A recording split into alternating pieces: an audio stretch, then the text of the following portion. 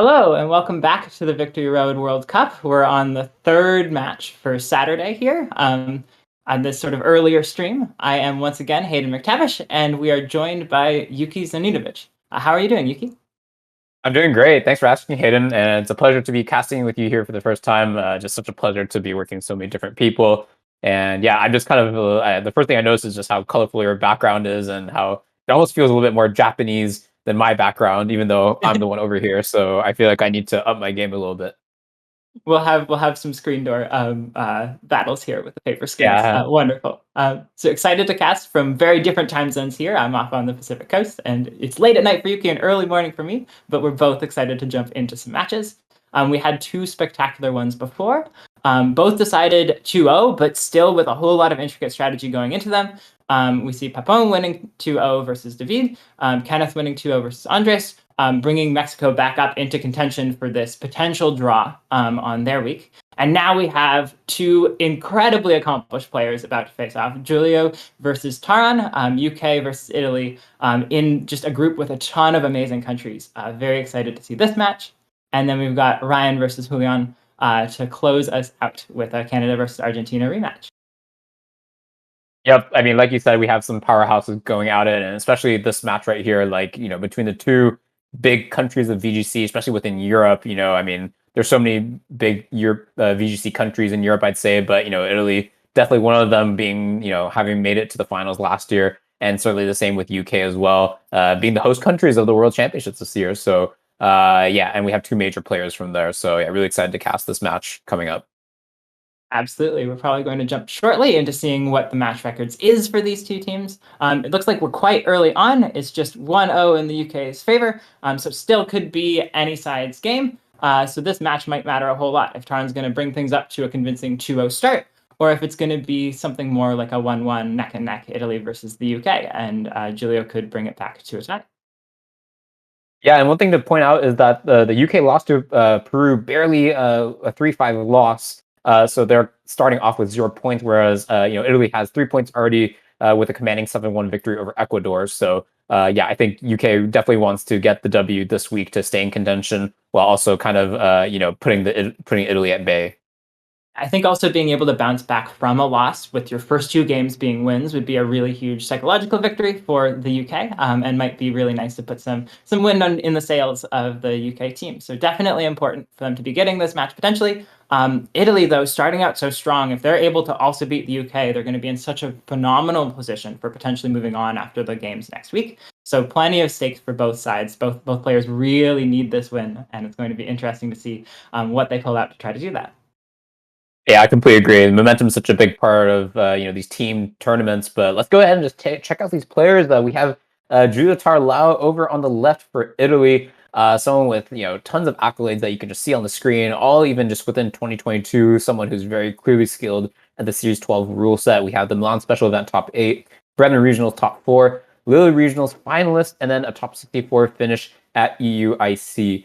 And yeah, given that he's a player that just started playing relatively recently in 2020 during the pandemic era, lots of accolades, so clearly a quick learner and has a lot of skill. So I'm really excited to see how he plays out in this match. It's amazing to see a player who maybe they're a little newer, but you don't even need to dig back into the distant past to see their accomplishments. There's so many right there. We also see Taran with similar levels of accomplishments. The North American International Championships got a top 8 finish there, which is incredible. The Europe International Championships also a top cut, a top 16. A top 8 at Liverpool Regionals, and a top 16 at Bochum Regionals. So a whole lot of accomplishments also in recent years. And so two players that have really established themselves as phenomenal players currently are both playing off here, and that's very exciting. Right, and I think one interesting thing to note is that Taran has been using a certain Kyogre Zacian team for the first 4 weeks of play, and I think just as we go into team preview here, we can see that he's brought the exact same core. It's the Charizard, Kyogre, Zacian, Thundurus, Whimsicott, and Amoonguss team. And over on Julio's end, we see a Zacian, Kyogre, Incineroar, Rillaboom, Grimmsnarl, and Zapdos, which I also believe he used in the previous week of the group stage. So it's two teams that both players probably scouted out from each other pretty well. And it sounds like they didn't really invest too much into the counter team and just went with what they're both comfortable with. So this is just going to be a clash of really comfort picks, and I think we've really seen in this rule set that comfort is a huge advantage for this rule set. So I'm really excited to see just who can wield their own team better. Yeah, it's really interesting to see both players knowing they're playing someone who is phenomenal and just going, okay, I know I need to play a team that I really know how to play well. Because if I just do a counter team, my opponent might be able to figure out an adjustment. And instead, I want to know a team that I can play really well. So I'm excited to see how this sort of plays out. We see Grimmsnarl and Zapdos coming out versus the Amoonguss and that Kyogre. It looks like Taran's on the bottom and Giulio is on the top.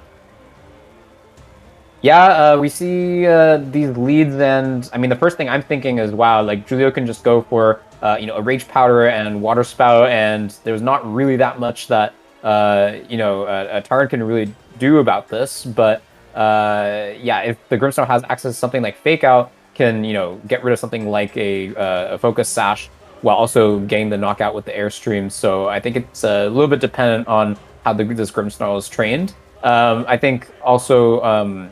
The Amoonguss can also go for a Protect, anticipating that it would get doubled into, but we actually see no Dynamax coming out. The Thunder Wave going out into the Amoonguss on Taran's side of the field. Eerie Impulse is going into this Kyogre, though, and the Amoonguss didn't go for Rage Powder, so it's not being redirected. This Kyogre is doing a whole lot less damage this turn. It does get off a Water Spout, even at -2 special attack. That's still going to do more than half to Zapdos. That's amazing. And then this Amoonguss has a chance. It doesn't get fully paralyzed. And so this Grimmsnarl is asleep, and it hasn't set up any screens so far. So a huge gain from Taran in this first turn. Yeah, I think it's pretty passive from Giulio. I mean, he really could have gone for the Dynamax, and Zapdos is a Pokemon that's usually known to go for the Dynamax. It doesn't really have as much utility outside of it, but we see that might not be the case for Giulio's Zapdos having access to the really strong support move in Ear Impulse. But yeah, this might have been the time to go for the Dynamax, given how, that still didn't stop the Kyogre from doing about half to both those Pokemon and the Spore coming off from the Amoonguss. We will see Zacian come in, sort of offsetting that Eerie Impulse from the Kyogre, potentially scared of what the Zapdos could do if it decided for a later Dynamax. Amoonguss also pivoting out into that Thunder, so sort of, you got the sleep, but Amoonguss maybe isn't doing very much right now. Zapdos is able to actually roost back up to almost full hit points here. Definitely not very concerned about that Amoonguss potentially telling about what that Zapdos' item might be, and Grimmsnarl does get to burn a turn of its sleep. Yeah, I think that's a great call out from your end. Being able to really comfortably roost like that kind of shows that it might have access to that Safety Goggles item. But I think Taran's switch out here is really smart. Two Pokemon on Giulio's end who have access to speed control, the Zapdos Max Airstream and Grimmsnarl's Thunder Wave, are really not are in pretty vulnerable positions. Zapdos is healed back up with the Roost, but the Grimmsnarl is still asleep. If it sleeps through this turn, then one Behemoth Blade can knock it out, and Giulio will be entirely dependent on the Zapdos for speed control. So I think it's great for Taran to take advantage of the position he's in. We will see a Dynamax coming out. Looks like Taran's trying to take as much advantage as possible from these turns where that Grimmsnarl is hopefully still going to stay asleep. We see that Thundurus doing what Thundurus does best, going for this Dynamax, potentially putting out a whole lot of pressure on the field. We're going to have to see if it's matched by another Dynamax, or if Giulio's going to sort of keep this Zapdos in sort of a bulkier, not committing Dynamax mode. Grimmsnarl does wake up, though, and gets the trick. That's such a huge benefit. This Thundurus has a lagging tail now, and it's always going to be moving last. Zacian does get to play rough into that Zapdos, doing a lot of, just taking the KO, which is amazing. That Zapdos is gone, but such a huge turn of events to get that lagging tail onto this Thundurus. Yeah, I mean, it's a big turn for both players, I guess, because Giulio was able to get that lagging tail, the Dynamax Pokemon on Taran's end, to hold the lagging tail to always move last in future turns, but on the flip side, a double knockout happened on his side of the field as well, despite the first turn wake up. So now it's probably going to be a Zacian and Kyogre against the world, and we'll be seeing if, even with Taran's speed boost on the Zacian, if Giulio is able to basically get through this offense. Luckily, Giulio has one more Dynamax turn more than Taran at this point, so he might be able to use that to his advantage. So an excellent point that, sure, this Thundurus is slower, but it's still got the Airstream off, so that Zacian's moving first. And that's a pretty big deal, because the Zacian can definitely outspeed the other Zacian, take those KOs, or at least do a whole lot of damage. We do have that conundrum here where the Kyogre does have extra turns of Dynamax over the Thundurus. It could even go for a Max Guard to try to stall things out while the Zacian tries to do something. And we know that Thundurus is moving last, so these Dynamax turns might be really hard to make use of. So a really interesting sort of trade-off there that Giulio's going down on Pokemon, but potentially still has some momentum in other ways. Yeah, when we see the Max Guard here and no animation of a Dynamax coming from Giulio's end, which is really curious given Kyogre's the only candidate left for Dynamax from Giulio, so maybe predicting this Behemoth Blade to come out and thinking that it's not worth reducing, there's no damage to be reduced. At least the Behemoth Blade could go right into the Max Guard from Thundurus. So Kyogre is going to be able to get off this Origin Pulse, and did take less than half from that Behemoth Blade, so still has some pressure. The Zacian is taking a whole lot of damage from that, but crucially, that's a whole lot of damage on this Kyogre. It does get one more turn of Dynamax because it got this call right, and it did get to go for that spread damage there, where it still did some damage to the Zacian, even though the Thundurus went for the Protect. But definitely tough for Giulio, looking at you now only have half your hit points left on this Dynamax Pokemon. Definitely a tall order to figure out how to come back in this game. Right, and I think, Giulio figured, okay, if my opponent's going to click Behemoth Blade anyways, then my health is going to go down the same way, thanks to how Behemoth Blade works. And wow, we still don't see a Dynamax, and we just see this straight-up knockout coming out from Taran's end. This is huge. Yeah, so the knockout on that Kyogre, a huge deal. Giulio is going to have a tough time trying to win with just the single target damage from the Zacian. We will see how much Behemoth Blade does. That might be good information for the future. Most but not all of Thundurus' health, and Thundurus gets to go for a Max Lightning, going to do a lot of damage to that Zacian and probably set it up for a KO this next turn. Looking forwards to game 2, it looks like Giulio has a lot to figure out how to adapt around in terms of the pressure from the Amoonguss, the pressure from the Kyogre, the pressure from that Zacian. Yeah, I agree with you. I think Giulio just needs to, spend this last turn, maybe even, taking the full 45 seconds, not to think about this game, but for the future game, because it seems like that Kyogre Amoonguss lead really caught him by surprise. There's no real access to Taunt from the Grimmsnarl, for example, and it doesn't look like the Zapdos has any room for a Protect between the Area Impulse and the Roost with the two same type attack bonus attacks. So not going to be able to take that too well. If Taran decides to lead the exact same way in game 2, so really has to think about how he can adjust to mitigate the first few turns of damage and still get into a spot where he can Dynamax and not be too far behind, because that's basically what happened in this game, is that he was just too far behind by the time he could Dynamax that he just said, okay, I'm just going to prefer getting the spread damage instead, and that just didn't work out for him so well.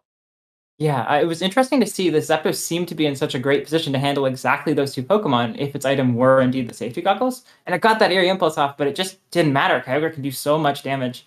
And so it's going to be really tough for Giulio to be able to find a way around that, to maybe have more momentum and be able to find other tools to use in this game. Yeah, maybe, I don't know, Giulio could be a little bit more aggressive in using the Dynamax, because, after he went for that Roost on that second turn, and then going into the third turn, again, Zapdos a great candidate for Dynamax because it can go for the max Airstreams. Also wouldn't have been knocked out by that Play Rough, and being able to resist the Behemoth Blade as well. Its longevity would have been guaranteed a lot more, definitely. So, yeah, really would be curious to see if he can adapt to be maybe a little bit more aggressive in play in the first couple turns, since that's where it seems to be decided. Interesting to see also, I'm curious if Taran makes any adjustments to try to catch whatever adjustments Giulio does. That's something you can sometimes do in a best of 3. So we are going to see Zacian and Zapdos coming out, and we do see we're switching to a different grass type support for Kyogre. Yeah. This time a whole lot more offense from Taran's side of the field.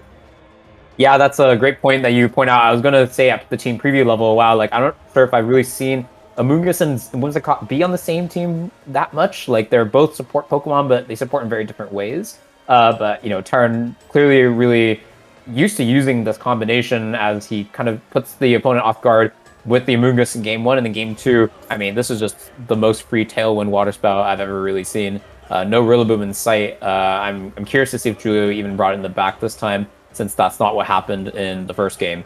But yeah, just a terrific turn for Taran. I think the best play that Giulio can take at this point is to switch out one of his Pokemon for a Rillaboom and protect the other one to mitigate the damage as much as possible. Interesting to see also just the way that this adjustment played out, that this would have been a great lead into Amoonguss Kyogre, presumably, but the Grimmsnarl is really what you needed against the Whimsicott, and so Taran being able to sort of show, okay, you can't safely bring Grimmsnarl and then go for the Tailwind mode is really interesting. Yeah, We I are think going to see that's a this. astute observation. Go ahead. Sorry, we're going to see this Zapdos go for the Dynamax, potentially trying to weather the storm of the Water Spout.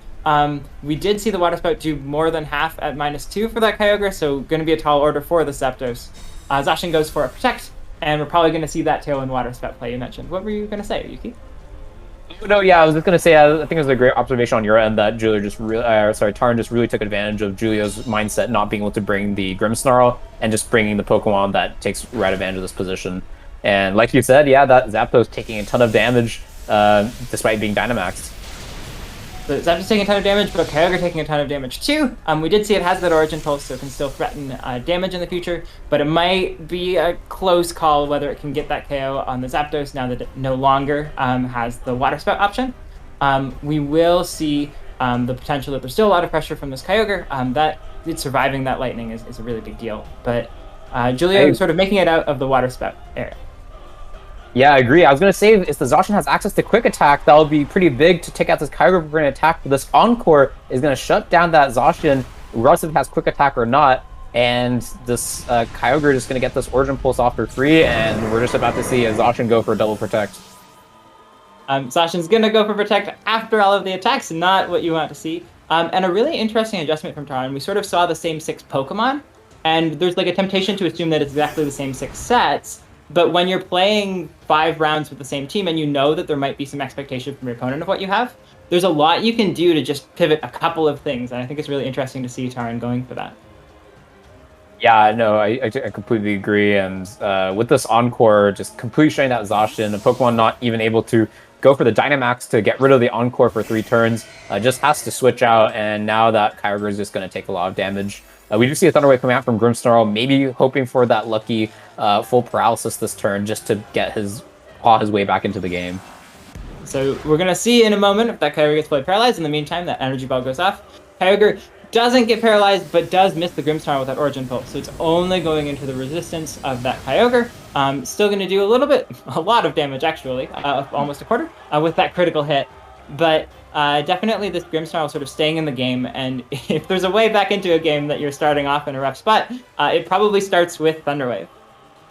Yeah, I completely agreed. Way better than going for something like a Light Screen, which, yes, reduces your damage, but you don't get to stop your opponent from attacking at all. And I think that's definitely what Giulio needs at this point. Energy Ball going out into that Kyogre, doing a decent amount of damage. The Kyogre is paralyzed, so it doesn't get a chance to move. Kyogre has a chance to retaliate, but just with Water Spout at half health, he's going to be able to finish off that Kyogre, but not doing a whole lot to that Whimsicott. But everything's paralyzed now, and the Grimmsnarl can paralyze whatever comes in. Potentially some ways for Giulio back into this game. Oh, but we see the eject button come out, so Taran able to take full advantage of the last 2 turns of Tailwind, I believe. And yeah, if the Thundurus comes out just like in Game 1, then it might not be so good for Giulio having access to the speed control that is reliant on the opponent being able to be paralyzed. And yeah, I guess they would be able to go for like a trick for the Lagging Tail, same play as Game 1. But the unfortunate part of Lagging Tail is that it only takes effect the following turn after it has been tricked. So this means that this turn, I think Taran's Pokemon will be able to move first no matter what. Taran able to Dynamax his Electric Flying type, not under nearly as much pressure from the opposing Kyogre. I'm going to be able to do a whole lot of damage. Yes, it might take that Lagging Tail, but as Yuki mentioned, Thundurus is still going to be able to go first this turn. That Lagging Tail would only take effect in the future. So a whole lot of damage here. Pressure from both of these Pokemon, set up by that Whimsicott getting switched up by the eject button. Thunder Wave even missing the Zacian, so it's a really tall order now for Giulio to come back. Play rough. Connect is going to finish off that Kyogre, and this Thundurus is free to do whatever it wants. It does not even have the Lagging Tail on it, so this Airstream is probably just going to finish off this Grimmsnarl, or at least get close. And then we've got just the Zacian on Giulio's side of the field, trying to stare down a team of 3 whole Pokemon. Yeah, I think we see the kind of other side of the Grimmsnarl's Thunder Wave Gambit, where we say, okay, it's worth going for the Thunder Wave into Zacian if you can get that full paralysis. If it's something that happens turn 1, for example, it might even win you the game because you get to keep your Grimmsnarl while also paralyzing the Zacian, something you don't get to do usually. But this is the opposite end of the coin here, where that 10% of the Thunder Wave missing actually happens, and now it seems like Taran's victory is almost assured. with both of his Pokemon being faster and being able to, attack without any fear of being fully paralyzed. We've got two 100% accurate attacks with the speed advantage, and Giulio just going ahead and clicking that forfeit button. But such an interesting adjustment from Taran to get into this second win of the best of three and just not letting it go to a game three. And a lot of really interesting adjustments that Whimsicott is not normally eject button and it's not normally encore. And it was really interesting to see those two really giving a whole lot of momentum to Taran's side of the field and making that a decisive victory instead of just an advantage. Yeah, I mean, I think it's a great shot from you, Hayden. I think it was pretty critical that Giulio didn't really have access to that information on the Whimsicott in game one because Taran didn't even bring it. So didn't have access to that information that is, it almost felt like seeing two best of ones because we saw the Amoonguss mode go in game one, and then game two, we see the Whimsicott with the unconventional spread like you just talked about. And yeah, it just seems like Taran just won two best of ones pretty decisively against Tulio. So I think just a really great way to play the game over on Taran's end. And yes, Giulio did his best to adjust, but just wasn't enough with the how powerful Kyogre is. I think it's quite obvious why it has such a big target on its back. Yeah, Kyogre showing why it is such a formidable Pokemon. Also, just an interesting take on these tournaments that often you see players sort of shifting teams around in terms of the composition of Pokemon. And it's interesting to see two players who chose to run the same Pokemon as last week, but potentially made some item adjustments to try to handle their opponent. I think if you're Taran and you know this team so well, you have the potential to then change like little things here and there and know exactly how to still play the team. And I think it was really interesting to see that come out. Also possible that Giulio switched to safety goggles on that Zapdos, knowing that you'd have to deal with the Amoonguss here, and might switch to something else if you expect something else in the matchup. And so I think it's really cool to see the depth of a format where even if someone could see what you used before, you can still make even small changes and totally shift the outcome of a game.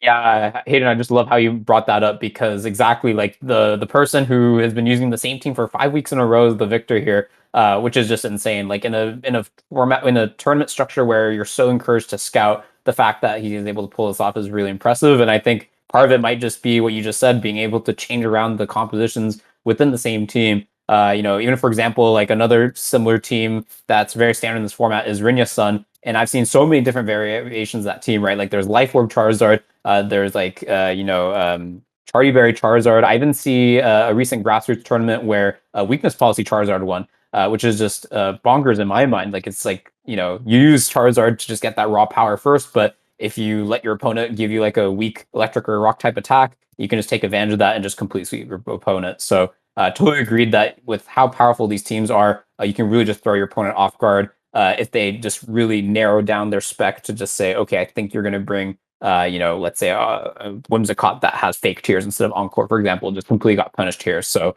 yeah, I think it really goes to show how flexible this format is, and it's really exciting to see all these matches. Yeah, so we've shown you three very exciting matches, some phenomenal adjustments before and during the games, and we're going to show you one final match. So please don't go anywhere. We've got one more match, Canada versus Argentina, coming up right after this short break.